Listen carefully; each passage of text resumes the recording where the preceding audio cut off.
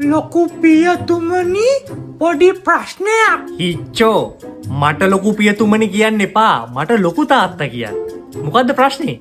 අනේ මේ පත්තරේ තියෙන නිවුස් එක මට තේරෙන්නේ නෑනේ. මොකද්ද තියෙන්නේ? පුංචි අම්මාගේ නැන්දාගේ දුව සමග 16 හැවිරිදි මාමාගේ පුතා පැන යයි. ඒක පැටලෙනවනේ නෑදෑකම. ඔය වගේ නෑදෑකම් තියෙනකොට නම් අපිටත් තේරුම් ගන්න අමාරු.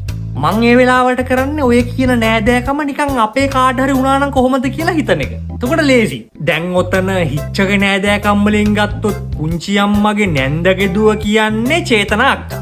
ඊළඟට මාමගේ පුතා කියන්නේ කනිෂ්ක අයියා. චේතනා අක්කයි කනිෂ්ක අයියයි පැනලා ගියොත් කොහොමද? අන්න ඒ වගේ නිවුස් එකක් ඔය කියන්නේ. එහෙමනම් ලේසි තමයි. ඒකනේ කිව්වේ. තව එකක් තියෙනවා. ලොකු තාත්තාගේ බිරිඳගේ අනියම් සැමියාට නිරුවත් ඡායාරූපය වූ පාසල් දැලිය පොලිස් දැලේ. ඒක නම් හැබැයි අපේ නෑදෑකම් වලට ගලපන්න ටිකක් අමාරුයිනේ. ඔය අනියම් සම්බන්ධතා කතා තියෙනවනේ. නෑ හැබැයි පුළුවන් නේද? ලොකු තාත්තාගේ බිරිඳ කියන්නේ ඔයාගේ බිරිඳ කාන්ති ඇන්ටි. කාන්ති ඇන්ටිගේ අනියම් සැමියා කියන්නේ චතුමිනගේ තාත්තා. ඈ?